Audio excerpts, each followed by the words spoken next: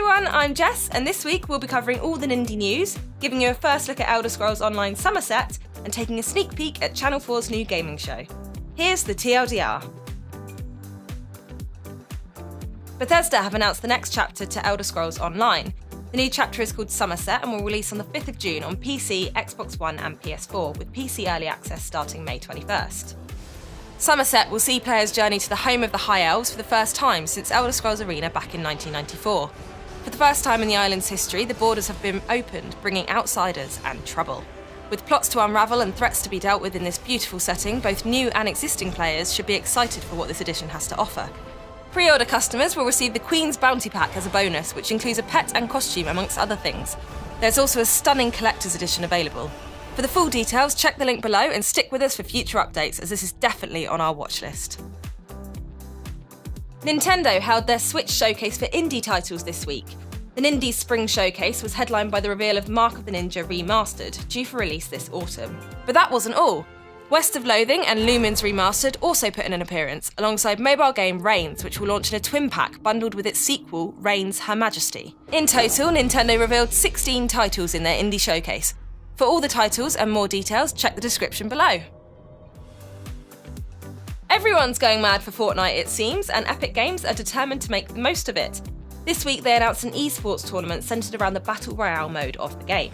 Fortnite Party Battle Royale will take place in LA alongside E3 in June and will feature 100 competitors, 50 pro gamers and 50 celebrities in a Fortnite Celebrity Pro-Am tournament. This is likely to be a huge event in the gaming calendar as it pairs with some of the world's greatest athletes, musicians and entertainers, with the best Fortnite Battle Royale players from around the globe.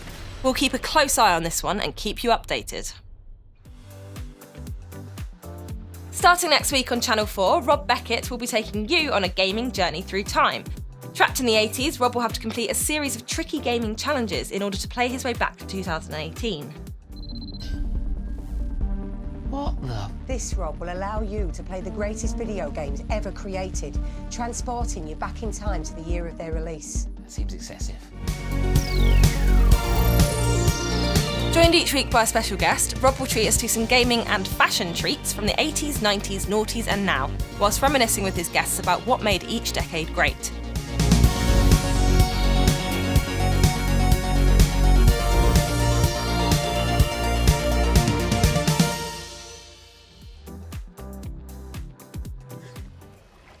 Far Cry returns this month and we can't wait. After taking us to the beaches of Indonesia and the mountains of Kairat, Ubisoft are now taking us to the western state of Montana, more specifically Hope County. Far Cry is well known for its off-the-wall antagonists, and this outing promises to be no exception. This time, players are up against Joseph Seed, the creator of Eden's Gate, a doomsday cult who Seed thinks will save Hope County from inevitable ruin by converting the locals. Explore the beautiful landscape and meet the terrifying locals in a combination of stealth and action gameplay, employing previous buddy systems to call others to your aid as you try to dethrone the radical preacher. Grab your deerstalker and polish up your magnifying glass. It's time to take to the streets as Detective Pikachu. In this spin-off game from Creatures Inc., meet a peculiar talking Pikachu with a penchant for crime solving and a rather odd voice. Those used to the usual Pikachu may be in for a surprise. Although not as nimble as other Pikachu, the great detective is super intelligent, and when he runs into a young boy called Tim, the two team up to solve various mysteries around the city. Word in Kanto is that a film adaptation is due in 2019, starring none other than Ryan Reynolds as the Yellow Detective. Well, Ryan, we can't wait to get a Pikachu in that role. Hello from 1982. The C64 Mini was the world's best-selling home computer of the 80s, and it has been reborn. This classic entertainment system is a small but perfectly formed 50% scale replica. Featuring high-definition output at 720p via HDMI and of course the classic-style joystick, the C64 Mini also comes with 64 built-in games, including Paradroid, Hawkeye, Monty Mole and many more. Are you young enough to remember this classic system? Let us know in the comments.